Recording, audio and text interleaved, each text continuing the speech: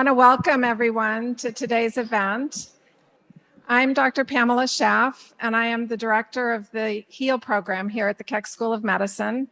HEAL stands for Humanities, Ethics, Art, and Law, and this is an integrated part of our core curriculum, as well as an opportunity to offer many co-curricular events, today being one of them. So I'm really excited to see so many of you. I'm wondering, how many of you are first-year students? Great, thank you. How many second years? Fantastic. For the first-year students and for anyone who has not been at one of these events yet, this is an art and medicine event, and it is something we've done for 5 years now. Ted always reminds me, and I'll introduce Ted in a moment. But this is an event that of the HEAL program, part of our mission to align the work of artist patients with the core medical school curriculum and to foster enhanced understanding between patients and future health professionals. So for those of you in the first year class, it's actually a second year part of the curriculum that this art event aligns with. You'll hear more about how that aligns soon. But we have about 4 or 5 of these events a year. And Ted Meyer is our artist in residence and has been here since 2016 and brings this amazing program to us. I'm going to introduce Dr. Jennifer Hui, who's not here yet because she's still in clinic, but she'll be joining the discussion when she arrives. She's an associate professor of neurology and the program director for the neurology residency. And she's also the director of the movement disorders clinic at Keck. So she'll be lending her professional and clinical expertise to the discussion. So I'm going to turn over the conversation to Ted Meyer, who will introduce our artist. All right, we are here with James T. Walker, who goes by Tim, so we will be calling him Tim tonight. And I was very excited. I got an email from him a while ago saying, I'm an animator and I have Parkinson's, and you know, when I thought of animation nowadays, I think of anime, and which isn't really my thing. But then he showed me some of his work online, and I guess because of our ages, he worked on the stuff that I grew up with and loved. He worked on the Flintstones and Yogi Bear and the Jetsons and pretty much anything people of my age, and maybe you guys who watch reruns would know. So I was really, really excited to meet someone who sort of, his work has been part of my life since I was a child. I probably can't remember a time when your work was not part of my life. So in the email, he told me he had Parkinson's, or has Parkinson's. Right. So we decided to ask him to come here and show you his work and talk about his life with Parkinson's. So for all you first year students, sorry about the loud noise there for a second, I always show a couple little facts. So 1 in 167 people over 45 in the United States has Parkinson's, and 1 in 40 that are over 85 has Parkinson's, and there's about 60,000 new cases a year. So if you're going to go into neurology, and if this interests you, you will have a constant flow of patients. And the following symptoms: shaking, rigidity, difficult walking, unsteady balance, poor posture, and slowing of body movement. So apparently if you have 4 of these, you can be diagnosed, or a good belief that you have Parkinson's. So why don't you start and tell us when your symptoms showed up and when you started realizing something was wrong. Okay, did you notice I haven't moved at all since I've been sitting here? I didn't. I've been looking at this, but Good, now good. I see. I was, well, I'm Tim Walker, and thanks for being here, everybody. Thank you, Ted, for asking me to come out. I love animation. I've loved cartoons since I was little, 4 or 5 years old. And I was sitting in the studio. I was working at Warner Brothers at the time. And I'm working away, everything's great. And I start to notice a weakness in my right arm. I would sit there and I'd have pencils and paper. I was doing a lot of directing at the time, so I'd have to write a lot of stuff out. So I would sit there and I'd almost have to say, now we have to reach and grab that pencil. Come on, to my right hand. I'm talking to I should have had a puppet on it like this, but we got to reach and get my right hand or get that pencil. And I'd struggle to do it. I'd finally do it.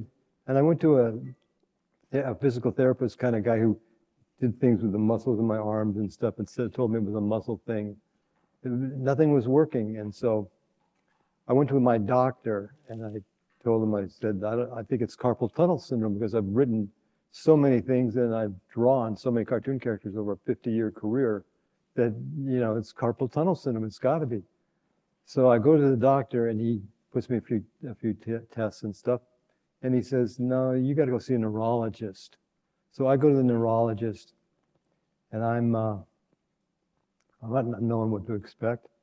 And he puts me through some tests and I like to say he throws a left hook that drops me right to the ground. Lateral Parkinson's disease on my right side. And it destroyed my ability to draw. It destroyed my right leg. It destroyed my whole right side. And then he tells me 99 and 9/10% of the people that get it laterally get it on their left side. Well, naturally, I'm right-handed. I'm going to get it on my right side. I don't want any weak sister stuff here. I want the full boat, right? So I was crushed. I was crushed. I crawled out of that doctor's office because I'm through. There's no cure. I'm through. I've got kids. I've got a mortgage. I've got house payments, bills. What am I going to do? How do I live? How am I going to support my kids? I'm basically done. And my best thinking was I'd load my car up with Absolute, my poison of choice. I'd go down to Mexico and shake and bake into oblivion because I have to accept this. This is my reality right now. This is my reality right now. There's nothing I can do. Well, that was my reality for about 45 seconds of thinking.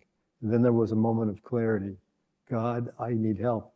And I need help right now. This is a no matter what right now. I'm not strong enough to do this. I can't do this. I'll never be able to do this. And I'm convinced that a power greater than self revealed to my mind what to do. And that was to be of service to people, help people. And whatever their affliction is, try to help people. And by the way, you have a left hand. I went to the bookstore. Before I went to the bookstore, I called my boss at Warner Brothers. He's been a longtime friend of mine. And I said, Howard, I've got Parkinson's disease. I can't do anything with my right hand, but I'm going to teach myself to draw and write left-handed. And he says to me, Tim, I'm not paying you for beautiful calligraphy. I'm paying you for what you know. As long as I can read what you write, you're here. And I said, thank you, God, first step in the right direction. So I went to the bookstore. I bought a sketchbook and I opened it up to the first page, the very first page. I had never done this in my life. And I've since run into many people in animation. They do exercises like if they're right-handed, they'll exercise drawing with their left hand. Or if they're left-handed, they'll exercise with the right hand drawing. I never even thought to draw with my left hand, ever. So I got the sketchbook and I opened it up, and at the top of the first page, I wrote drawings from the left. And I figured I might get abstracts. I don't know what I'm going to get. I just don't know at this point. But unbelievably, they were very close to what I was doing right-handed. So it was almost the same thing. I knew they'd get better. I just didn't know how good they'd be to begin with. And you've seen a picture of the first one. Yeah, well, let's first go to the kind of stuff you were drawing. This is one of the last right-handed drawings I did. It was a time when my aunt was teaching myself and my brothers to dance. Back in the 50s, I think I was like 5 years old or 6 years old or something. This was one of the last right-handed drawings I did. You had a lot of hair back then. Yeah. Oh, yeah. So this style is pretty tight, pretty smooth, Right. compared to what we see downstairs. And then this is your first drawing. This is my first drawing, and it's dated, I think, 6, 7. Yeah, this is the first left-handed drawing. Yeah, this is the first full-blown left-handed drawing that I did. And surprisingly, it's not, it's a little shaky there, and there's not much control on it, but it's pretty good considering that's the first one. So when you got to this drawing, emotionally, where were you? You were so worried, and then you did this, and I did was you like, think, maybe okay, I'm there- going to be able to make it Maybe through? there's a way out. Maybe there's a way out of this. You know, I talk to so many people all over the world every day that have either Parkinson's or something wrong. And a guy called me not long ago from New York. He'd just been diagnosed. And he said, I have no hope yesterday. I had no hope whatsoever. Today I have hope. You give me hope. You give me hope. And I thought to myself, you know, these people call me and ask for ideas and things that I've done. And they think I have the silver bullet for Parkinson's disease, but I don't. But I was thinking about this the other day, and I think maybe I do have the silver bullet, and the silver bullet is acceptance. Acceptance. I accept the fact that I have this horrible, horrible disease. It's no fun, believe me. I can tell you some stories about 3 in the morning when it's chronic insomnia, nothing's working. We'll get to the. Okay, I'll get to that. He's in charge. I have to remember that. I have the slides in a very specific order. But this guy tells me, you know, he has hope today, and that's it. If you have hope, you can fight the disease, and you fight the disease by being of service to other people and doing positive things. And I've survived almost 20 years of it. And that's what the gallery downstairs is about. It's not just his work, but all the artists we show that do work about their illness. It's not just for them to express what they're doing. It's so that other people understand what they're going through, especially other patients. So these next few, I think of as sort of your monster series, Yeah. where you're facing off against Parkinson's. So why don't you talk about the way you're depicting it? And this one, it's just ahead. at the bottom, because it says, God, how much more? And it's you being held back, your Oh yeah. creativity being held back from Parkinson's. It's, you know, it would just hold me back. I couldn't, you know, my arms aren't working, my hands aren't working. How much more do I have to take of this? Chronic insomnia, chronic constipation. All these things are part of, you know, it's the disease that keeps on taking slowly, slowly. So I came up with this monster character. This was the monster that terrorized me when I was a child, that lived under the bed, that I'm sure was going to get me. Tonight he's going to get me. Now, I never once saw that monster ever, but my mind saw it many times. So I've come up with this character again when I'm having a bad night, and there are, you know, I like to say there are no good days, there are no bad days. There are only good days and better days. Good days and better days. Stay positive. But this monster shows up, and I'm fighting whatever it is I'm doing. When I get to that point, I usually pull a book out and I read a prayer that's called the Prayer to St. Francis.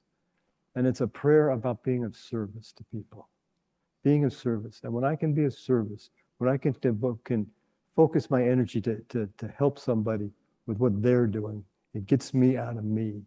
When I can get out of me, then I'm in a great place. Then I'm available. I'm available to my kids. I'm available to my grandkids. I'm available to anybody who might call. Before I didn't take those calls. Now I'll take them all the time. So, and I'm grateful that I get them. So, but that's what that is. You'll see this Parkinson's monster in several different drawings. Yeah, there he is. There I am as a kid, standing in front of that thing. I know he's going to get me. You know, today's the day he's going to get me, or tonight's the night he's going to get me. But I never saw him once. Can you imagine? Did you have the same vision of this character as a kid? Because you've been drawing since you were a little kid. I'm saying I didn't hear the first part. These characters, the design of these characters, when you used to picture the monster under your bed, is it the same look? Has it changed over the years? Yeah, it's pretty much the same. I mean, it morphs to different things, but it's pretty much the same. It's just a demon, a scary demon. I mean, I was watching King Kong, the original King Kong, the other day. I was telling my wife, you know, there's this part where they cut to this real cheesy close-up of King Kong. It's just, it's so fake you can tell it. But I love that movie. But I saw that fake King Kong face, the big image, when I was 5 years old. And man, I made a beeline from my bedroom and hid under the bed for like a week, my mom said. So, no, these are just monsters that I've come up with that say what I'm feeling at the time, I guess. Oh, this is the one where it makes me want to tear my hair and skin off. Yeah. Yeah, it gets so uncomfortable when, you know, you've been awake for 3 days, whatever, nothing's working, your hands are shaking, your arms are shaking, legs shaking. And you just want to go, enough, I've had it, I can't take it any longer. And that's when I have to find a way out, whether it's read the prayer, whatever, be of service, whatever. I've found there are things that I can do that help me get out of my mind and get it, you know, the committee in my head wants me gone. So I do what I can to get out, and hopefully it's worked so far. So for the med students, when you talk about wanting to tear your hair and skin off, is this a mental feeling? Is this a physical thing where your skin is hurting? What part of it is Parkinson's symptoms? What part of it's in your head? Probably 90% is in my head and 10% is in the disease. You know, it's your head just, I mean, my head is a dangerous place to be. Dangerous because God only knows what I'll come up with. And there have been times when I've thought serious consequences. I won't go into now, but you probably asked me down the trail here that serious stuff. And I don't know, I'm grateful that I can do, like I said, I live in acceptance and gratitude. I'm grateful that I can do anything. Yeah. This is one, I love this drawing. Oh, that's the one of me sitting at the table. I can't see what it says. It says, this is the day the disease overtakes the meds and nothing works and I crumble. And then you write, no, I'll never give up. Yeah, well, if you take one thing out of here, one of the two things out of here that I wanted you to take out here, never, ever, ever, ever give up, ever. I do cartoon characters for 50 years. I lived my dream. I loved it. I wanted to be an animator ever since I was 4 years old, and I made it happen. I did 50 years. But I never would have found this artwork that I've done in the last 20 if I hadn't come down with this disease. And this disease is so heinous, it should have stopped me right in my tracks, and I should have crumbled and blown away. No, and that would be the end of it. But I didn't. I decided to stand up to it. I remember when I was well, first of all, I'll say I'm a huge USC football fan. So that's given, that's okay. My number 2 school, though, is Stanford, because Stanford gave me the operation that gave me my life back. But I remember when I went up there for a visit, and Dr. Casey Halpern, who was the head of the department, I think, the neurologist, I took some original paintings up to show them. They invited me up because they wanted to meet me. And they loved my attitude, they loved my artwork. But he looked at the first painting, it was a painting of the Golden Gate Bridge, a bridge that my wife loves, and the city she loves. And he was telling me that he's moving back to Penn to take over the department at Penn University. So he looks at this painting and he turns around and he looks at me and he says, do you understand the magnitude of what you've accomplished here? It's nothing short of a miracle. I don't know why it's happening or how it's happening. I just, well, if you say so, I'm grateful to hear that. But I never would have found, I could have folded, I never would have found this artwork.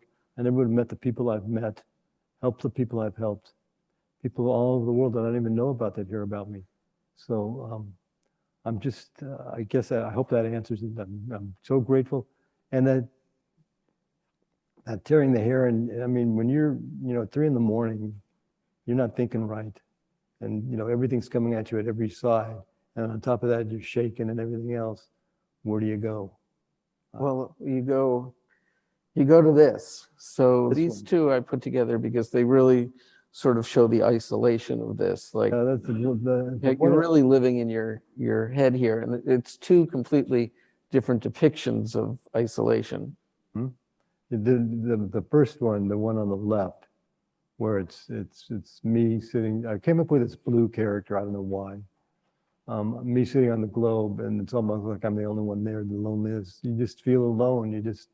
What are you going to do? I just feel alone with it sometimes. I let my mind take over. And the other one shows that I can stand up to this Parkinson's disease and I can beat it. I don't have to give in to it.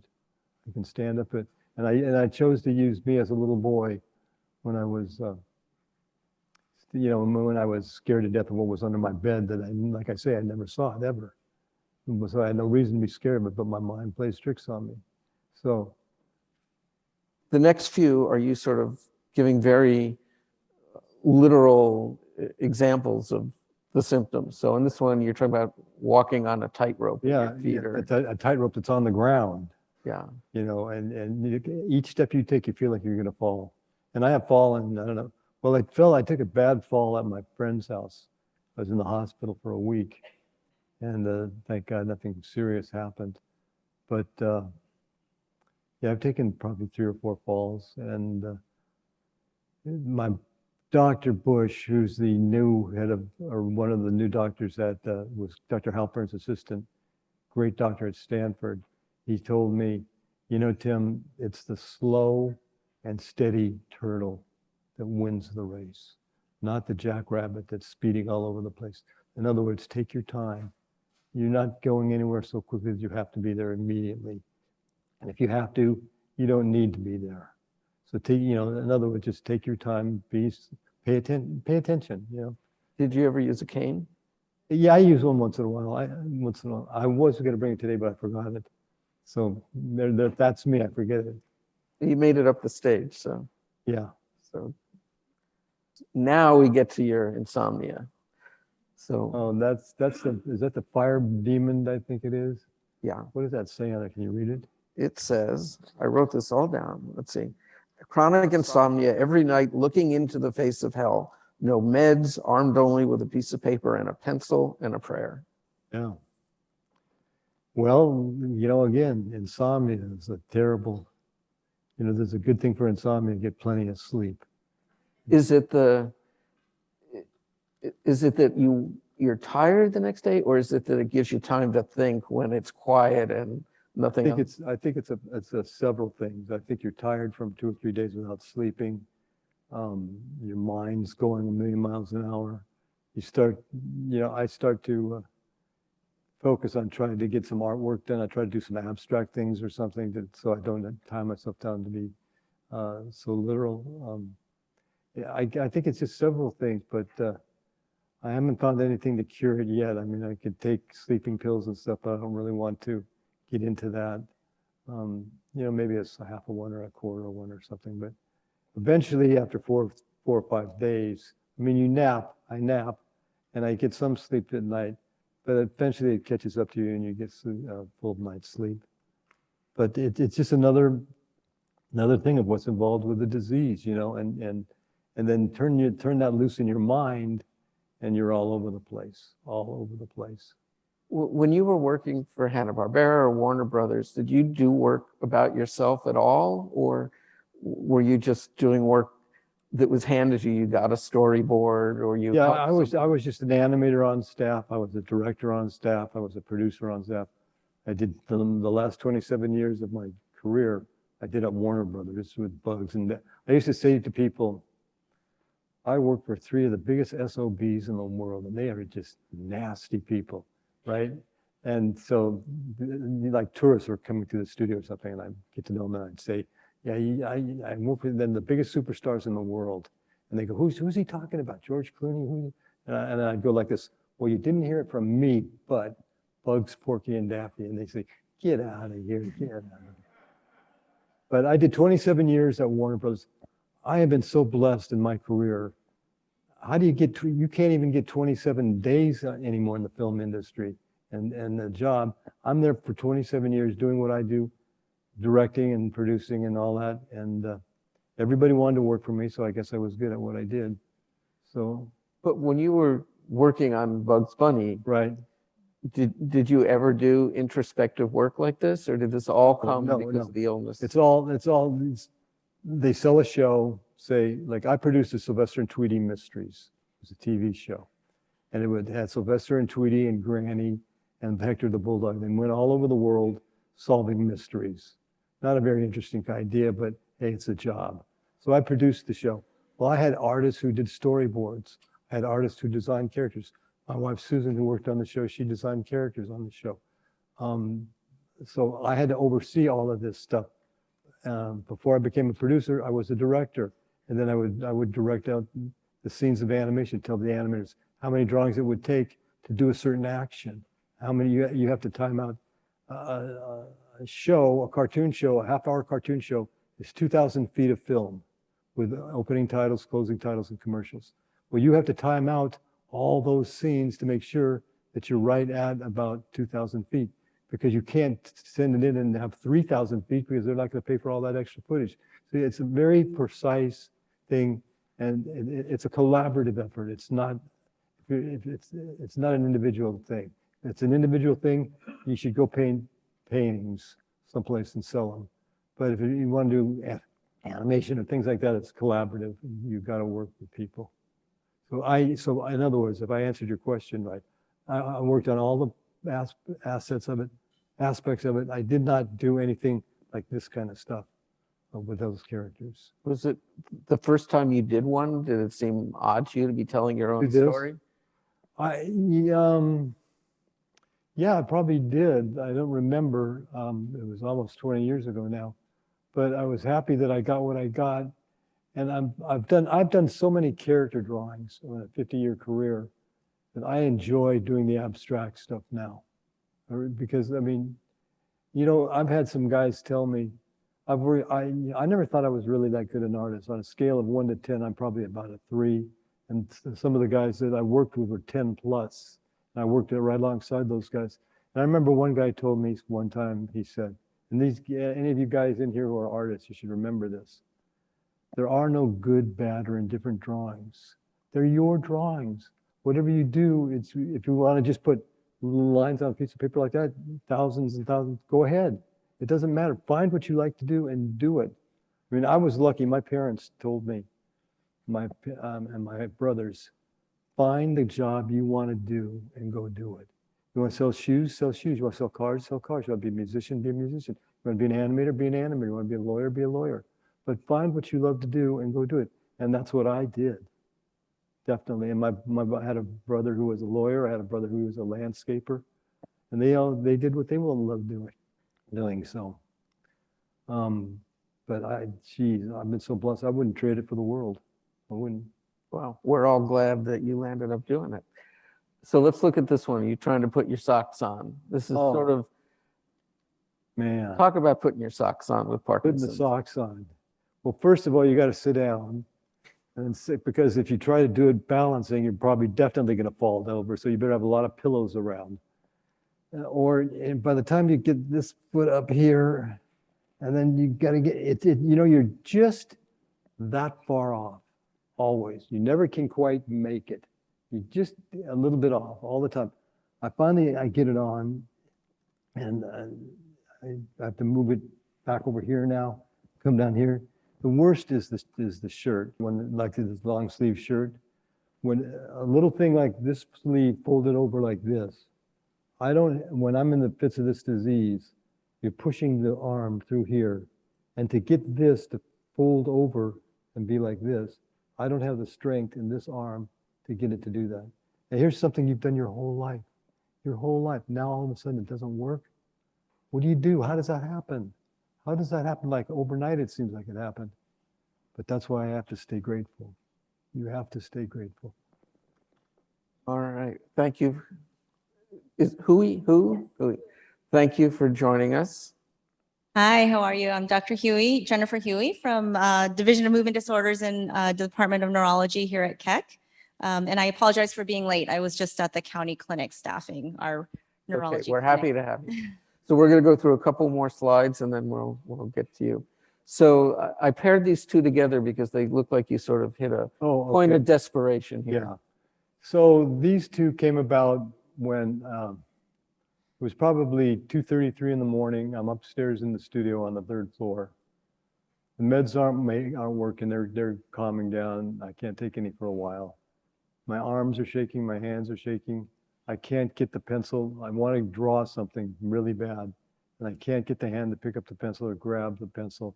I'm holding on to the carpet with everything I've got to not pick up a drink or a drug or a gun, because I figured that's the answer.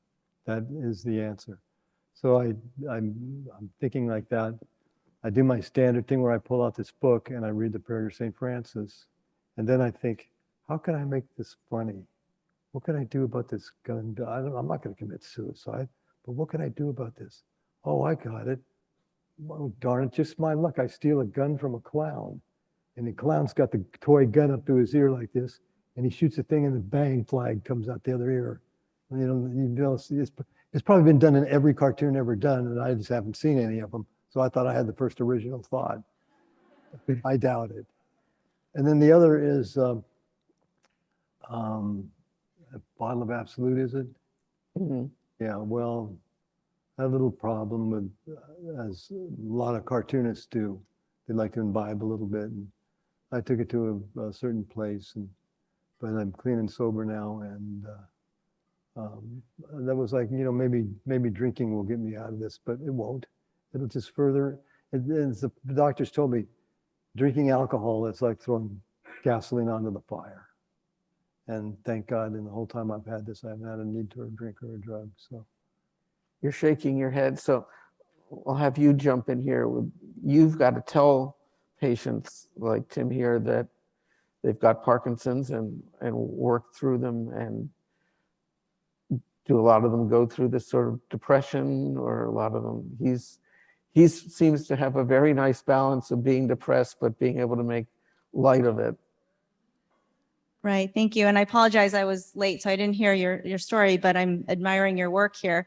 But Parkinson's is more than just a movement disorder. So we call the symptoms of Parkinson's mostly motor problems. So the slowness, the stiffness, the tremors, the imbalance, but there's a whole slew of non-motor symptoms in Parkinson's that are often as troubling or perhaps even more troubling for patients than the motor symptoms. And so those non-motor symptoms include bodily functions like constipation, urinary frequency, but also mood changes, and anxiety and depression are actually quite common in Parkinson's as a manifestation of their Parkinson's, apart from the disease, apart from just reacting to the diagnosis. So of course, when you receive a diagnosis, there's some, reactionary mood changes, but the depression and anxiety can even precede the motor symptoms by several years and be part and parcel a part of the disease as it manifests in different neurotransmitter changes in the brain.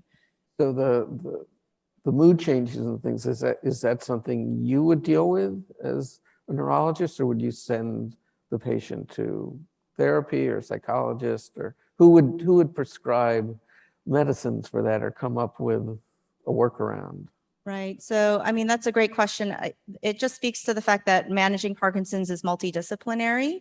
But having said that, so much of neurology is an overlap with psychiatry. There's a lot of behavioral manifestations and comorbidities with neurological problems. So I actually feel, and most of my colleagues feel comfortable managing just some, not too complicated depression on our own. And we work with a psychologist in our department for non-pharmacologic interventions like counseling, make sure that there are enough supportive services.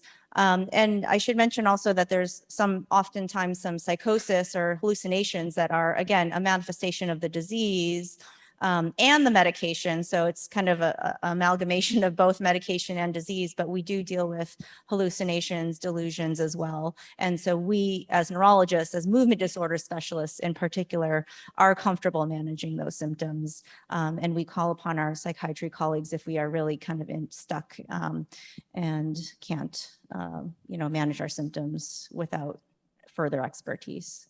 Right. So I've got three more images here that I think are pretty funny. And they sort of speak to how you've used humor in your drawings, but they still explain exactly what you're going through. So every time I look at this one, I just laugh because I picture you in the yard with a hose flying around. Well, number one of my brothers was a landscape artist, and you could have eaten dinner off my parents' lawn. I mean, it was immaculate. So I never had to do that kind of stuff. I'd like to tell people one time I was at his house and there was a push broom, a shovel, and a rake on the driveway. And he asked me to hand him the push broom. I about had a nervous breakdown. I didn't know which one was the push broom. So, no.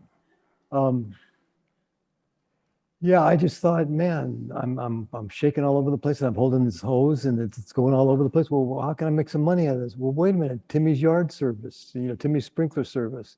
That's what I'll do. And the water's going all over, the hose is going all over, and there's my truck in the background. Of course, I have a driver. I'm not driving the truck. Oh, and there, oh God, there I am emoting. I'm directing all the great cartoon characters. Here's the director directing the cartoon characters. If you notice on the left bottom, that's Goofy, Wilma, Mickey, Yogi, Fred Flintstone, and then Huckleberry Hound up at the top on the right. So I'm emoting with all my hands and gestures, and then teaching them method acting for cartoons, right? So I just thought that was a silly thing. Oh, I love this one.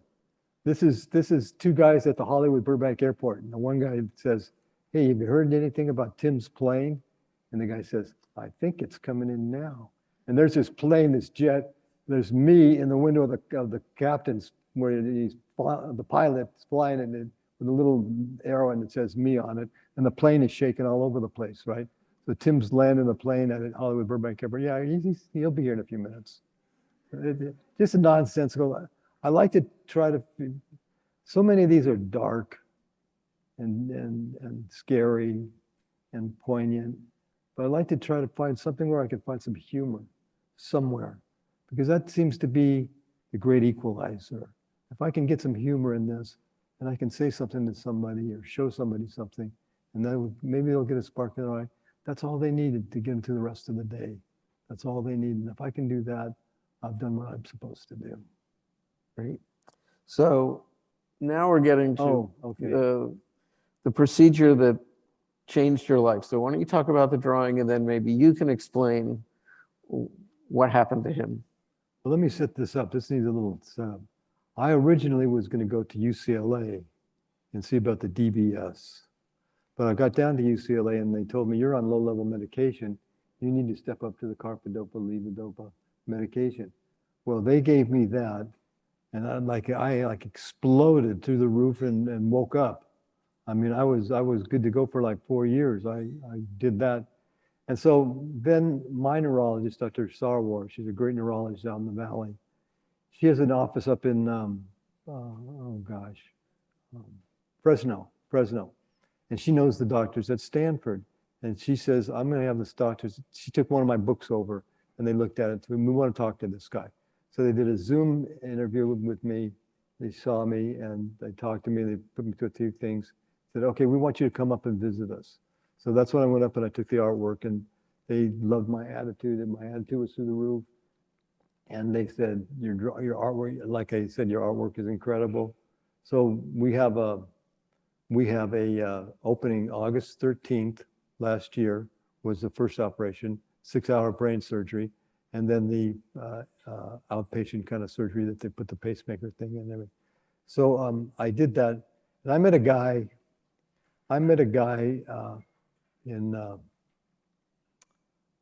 from New York in a thing. And he said to me, "Tim, you've got to get this operation." He had the operation the year before. His name is Jonathan. And he became like my guardian angel. He answered every question, every anxiety I had about this, and he like held my hand right to the door. And when I got to Stanford, I got to the day of the first operation. They're wheeling me into the operating room. And Dr. Bach is standing right at the door, and he's shaking my hand. He says, "Now, Tim, are you ready for this?" I'm like, "Come on, let's go. Let's get going. I want to get out. Let's go. Come on." Right? And so halfway through the operation, they stopped and they made me move my arms and stuff. And they gave me a piece of paper and a pencil. They said, "Now draw something." The problem was I couldn't see my hands because there was a light or something in the way. But I did some rough sketches and everything. And then all out of the blue, I go, "My God, it's Dino the dinosaur." And all the doctors and nurses cracked up because they'd all grown up as kids, watching that stuff. But anyway, so I thought, how can I do a humorous drawing of the deep brain stimulant operation? I mean, that's brain surgery. How do you get humorous with that? Well, I did the drawing. If you can see, they're like an old-fashioned type screwdriver where you'd hold it like this and you turn the thing like this, and the little tabs of electricity. Everybody, I had that drawing with me early on at UCLA, and every doctor at UCLA wanted a copy of it. And then I took it up to Stanford where I finished it. And of course, all the doctors up there wanted it too. So anyway, quite literally, the doctors at Stanford, the week of August 13th through the 20th, gave me my life back. All right, so let's talk about what actually happened and how new is this procedure, and do you do it, and do you use a screwdriver? Great. Well, it's so nice to hear that story. So what he's referring to is deep brain stimulation therapy. We actually just had our annual CME event on it over the weekend, so it's quite timely. But deep brain stimulation surgery has been around, I think, approved in 2013 or before. So it's been around for a while. Yeah. FDA approved for treatment of not only Parkinson's, but also essential tremor and dystonia, a couple of other movement disorders as well. And basically what it is, it's an electrode that's inserted into deep structures in the brain, either the basal, in the basal ganglia, either the subthalamic nucleus or the globus pallidus internus. And it's providing a constant stimulation in a cyclic fashion. So there's many parameters such as voltage, frequency, and rate that can be altered, as well as several contacts that we can choose from. So it's a programmable, it's a customizable implant. And this implant is, as I said, the electrode is inserted into one of those deep structures and connected to a pacemaker battery in the chest. So that was the second surgery that you underwent. The first one is usually done awake. So in your description, you know, halfway through the surgery, they kind of wake you up from a twilight anesthesia and have the patient do a few maneuvers. In essential tremor, for instance, they'll actually look at the tremor and see that there's resolution of the tremor right there and then in the operating room, and that kind of confirms that they're in the right place. In Parkinson's patients, they might have you do some things like write or feel the tone, because in Parkinson's there's increased tone or rigidity. So the physical exam does confirm the correct placement. Of course, they do a lot of mapping before that just to make sure they're targeting the right area. So that was kind of the brain surgery part. And then you get a second surgery, and this depends on the different academic center who's doing this, but most of the time it's a second surgery to put the battery in and to connect the device. And I'm sure you're going to speak to how it's changed your life symptomatically. But I will say it's not a cure. So it doesn't reverse Parkinson's. It doesn't promote dopamine production. It doesn't stop cell death or apoptosis. It doesn't, correct any of those underlying physiologic etiologies or pathophysiologies in the brain, but it does correct an abnormal electrical circuit, which is often driving most of the neurologic symptoms. So in other words, once you turn the DBS off, your Parkinson's symptoms will come back because that electrical stimulation is no longer providing the benefit. But it's extremely good for a lot of the motor symptoms. It's just One second. We have about 5 minutes left, so if anybody has a question, you can go up to the microphone here. And back to Tim. I got this information, the guardian angel, Jonathan, who I met from New York, he says to me after the operation, he says, Tim, that was 6 hours of brain surgery. That's serious stuff, man. That is real. I never thought once about it being brain surgery. I just said, let's go, let's get going, let's get going. Let's do it. I want to get out of here. And they did it. And then I come back and I see Jonathan, and Jonathan, I said, God, thank God you didn't tell me this beforehand, Jonathan. I never would have gone up to Stanford. Well, clearly your brain works a little differently. Than other people. It does.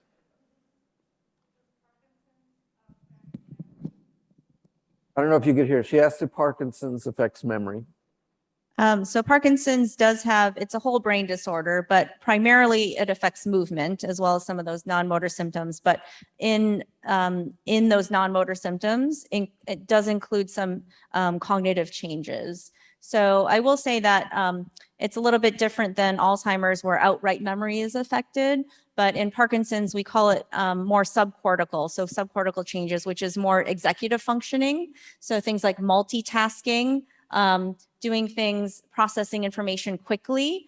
So once the memory gets embedded into the hippocampus, you can generally retrieve it. So it's not as much quote unquote straight memory as it is dysexecutive processing, which can manifest as kind of inability to kind of recall things. But much of it is due to impaired attention and dysexecutive function. You said impaired attention. Is that part of it? Attention, yeah. That is part of it? Impaired attention, impaired higher level kind of processing, multitasking processing is most affected, but there can be some memory changes as well. Thank you. One way up there at the top. Yeah. Tim Michael Johnson here. Hi, Michael. Hi, Tim. Good to see you for, I don't know how many years I've been following your work. Have you noticed any shift in the quality of your work since the surgery? Yeah, I think it's gotten much better. Can you draw with your right hand again? Yes, I'm drawing everything with my right hand now. In fact, I'm not doing anything with my left hand. It's gotten a little bit weaker lately. I don't know. I've got to rehab my left hand now, I think. But yeah, everything has been with my right hand for the last year or so. Yeah. So I just want to show this last slide and then we'll hand it back to Dr. Schaff. So this one, and I find a lot of the artists we show, in spite of having often some pretty severe illnesses, there's sort of a gracefulness to it and a joy for what they can still experience. And I think you've sort of shown this here. So why don't you talk Absolutely. about seeing the best because of the Parkinson's, and we'll end it there. Absolutely. Acceptance and gratitude. And that's me out in the mountains. And I'm saying, oh, and by the way, God, thank you. Thank you for this beautiful scenery that I can see. Thank you for these beautiful animals that are in the forest, whatever. When I see like a sunrise or a sunset, and there's multiple clouds and multiple colors and things like that, I call that God's finger painting. And I'm grateful that I've seen that. I'm grateful that I can understand that if I see these things, it's going to give me a better day, that I am aware of these things, that there's something more to this than just this little globe floating around, I believe. Now, I don't know about anybody else, I just know about me. But I'm grateful for it. And I believe that I couldn't have done what I did without that help. I could not have done it.